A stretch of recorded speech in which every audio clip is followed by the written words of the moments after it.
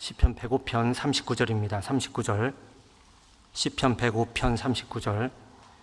여호와께서 구름을 펴사 덮개를 삼으시고 밤에 불로 밝히셨으며, 구름을 펴사 덮개를 삼으시고 밤에 불로 밝히셨다고 이야기합니다. 구름 기둥과 불 기둥으로 광야 생활을 이렇게 인도해 가는데, 시편 74편 16절에 보면 낮도 주의 것이요 밤도 주의 것이라. 시편 17편 8절에는 나를 눈동자같이 지키시고 주의 날개그늘 아래 감추사. 낮도 주의 것이고 밤도 주의 것이라. 낮에 사는 사람이 있고 밤에 사는 사람이 있단 말이죠. 신앙생활을 하는데 항상 낮에 살고 싶은데, 밝은 곳에서 살고 싶은데, 아무런 문제가 없이 순탄하게 즐겁게 주님을 찬송하고 살고 싶은데 왜 나는 계속 밤일까? 이렇게 여겨지는 경우도 있거든요. 저 형제님은 항상 낮에 사는 것 같은데 나는 하루하루가 밤일까? 신앙생활 열심히 하고 하나님 의지하고 살아가는데, 그런데 낮도 주의 것이요 밤도 주의 것이라 이렇게 이야기하잖아요. 구름기둥, 불기둥으로 계속 하나님이 보살펴 주시는 것이 있습니다. 계속 하나님이 인도하신다는 것은 밤이든 낮이든 하나님께서 동행해 주신다는 것이거든요. 형통한 날에는 기뻐하고 공고한 날에는 생각하라. 형통한 날도 있고 공고한 날도 있는 것이고, 나는 빛도 짓고 어둠도 창조하고 평안도 짓고 환난도 창조하나니, 내가 어떤 환경에 있든지 하나님이 함께하고 계신 것은 맞거든요. 그래서 계속 갈 수가 있습니다. 요한계시록 2장 1절에 보면 오른손에 7별을 붙잡고 7금 촛대 사이에 다니시는 이, 7별을 붙잡고 7금 촛대 사이에 다니시는 이, 7별을 이제 일꾼이라고 하는데, 한 사람 한 사람의 그리스도인을 붙잡고 있는 것이 하나님의 손입니다. 그리고 하나님이 교회 가운데 두루 다니시면서 살펴주시는 것이잖아요. 우리와 함께하고 계십니다.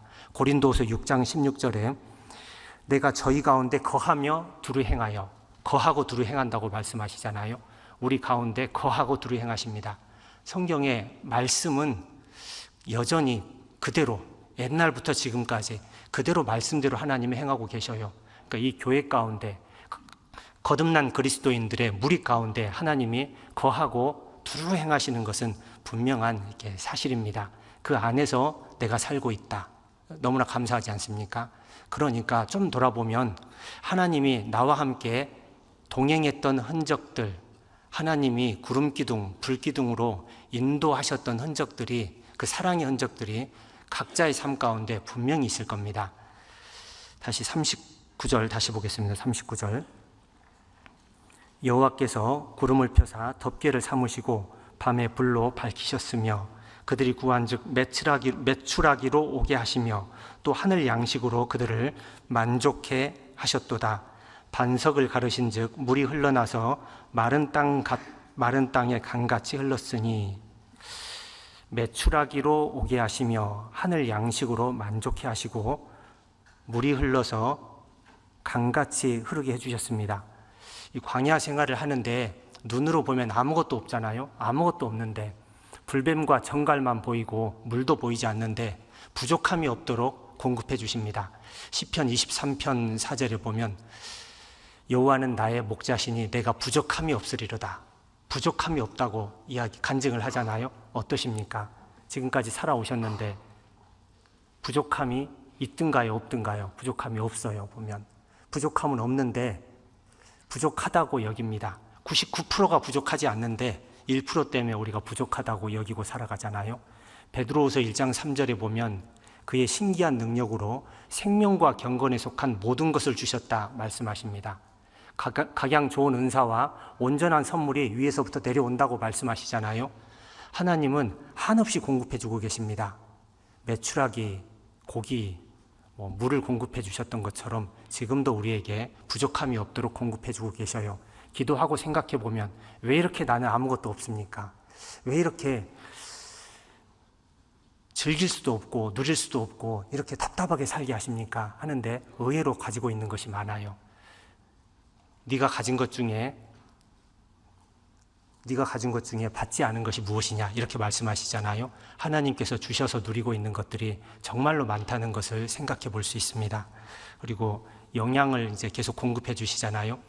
이사야 25장 6절에 보면 이 산에서 만민을 위하여 기름진 것과 오래 저장하였던 포도주로 연회를 베푸신다고 이야기하시는데, 교제할 때마다 형제자매님들 만날 때마다 말씀이 공급이 되고 기쁘게 하는, 마음을 기쁘게 하는 성령의 역사가 분명히 있습니다. 성령님께서 교회를 통해서 강처럼 흘러가시잖아요. 성령의 역사가 흘러가잖아요. 교회에서 행해지는 모든 행사에 참여하는 가운데 그 물맛을 맛보게 되는 것이잖아요. 요한복음 7장 38절에 나를 믿는 자는 성경의 이름과 같이 그 배에서 생수의 강이 흘러나리라. 주변에 머뭇거리고 있으면 그 물맛을 못 보고요, 중심으로 들어가는 겁니다. 집회가 있다 그러면 함께 기도로 동참하고 전도하기에 힘을 쓰는 것이고, 교제가 있다 그러면 그 교제를 사모하는 마음으로 오늘 가서 어떤 간증을 해볼까, 어떤 덕이 되는 간증을 해볼까, 어떤 형제자매님들을 살펴줄까, 이런 생각으로 교제에 나가는 겁니다. 그러면 하나님이 성령 충만하게끔 만들어줘요. 근데 왜 계속 광야에 있는 것 같을까? 교회 안에 부족한 것이 없도록 하나님이 채워주신다고 했는데 내 신앙생활은 왜 이렇게 몸이 건조할까? 왜 그러냐면 자꾸 받으려고만 생각을 하니까. 십자가 보혈 가운데 우리 평생 살아갈 것을 다 받았는데, 평생 받을 사랑을 다 받았는데 교회 안에서 계속 받으려고 하는 겁니다. 주일 아침에 나오는데 오늘 교회 가면 무슨 좋은 일이 있을까? 누가 나를 재밌게 해줄까? 누가 내 마음을 기쁘게 해줄까? 누가 나를 알아주고 나를 이렇게 높여줄까? 이런 생각을 하고 온단 말이죠. 그러면은 교회가 사랑이 없네, 이렇게 이제 결론 지어지게 됩니다. 왔는데 아무도 반겨주지 않는 것 같고 나를 외면하는 것 같고 그런 생각이 든단 말이죠. 우리가 신앙생활 하는 목적은 주님을 위해서 신앙생활 하는 것이잖아요. 희생하기 위해서 신앙생활 하는 것이잖아요. 나를 드리기 위해서 신앙생활 하는 것이잖아요. 번제로 드리는 거란 말이죠. 그러니까 교제가 있을 때마다, 누군가를 만날 때마다 저 사람을 위해서 내가 무엇을 해줄까? 주님이 피로써 구원해 준 형제 자매들이잖아요. 이 형제 자매들을 위해서 내가 어떻게 도움이 돼 볼까? 이런 마음으로 교제에 참여하고 집회에 참여하고 봉사에 참여하면 하나님이 더 힘있게, 나를 힘있게 만들고 성령의 충만함으로 기쁨으로 살아갈 수 있도록 인도해 주실 겁니다. 이사야 63장 7절에 내가 여호와께서 우리에게 베푸신 모든 자비와 그 찬송을 말하며 그 긍휼을 따라 그 많은 자비를 따라 이스라엘 집에 베푸신 큰 은총을 말하리라. 우리 간증이 이와 같지 않습니까? 여호와께서 우리에게 베푸신 모든 자비, 여호와께서 내게 베풀어 주신 사랑을 내가 말하겠습니다. 하나님을 이렇게 찬송하고 싶습니다. 내가 받은 은총에 대해서 이야기하렵니다. 이렇게 우리가 간증을 합니다. 8절에 보면 여호와께서 말씀하시되 그들은 실로 나의 백성이요 거짓을 행치 아니하는 자녀라 하시고 그들의 구원자가 되사, 이렇게 말씀하시는데, 실로 나의 백성이요, 하나님의 백성으로서의 자격이 없는데 백성을 삼아 주셨습니다. 온통 묻어있는 것이 너무나 많은데 구원받은 다음에도 하나님의 뜻대로 살아가지 못할 때가 많이 있는데 거짓을 행치 아니하는 자녀라고 받아주십니다. 그 은혜 가운데 우리가 살지 않습니까? 이렇게 구원해 주셨습니다. 구원해 주시고 살아가는데 9절입니다.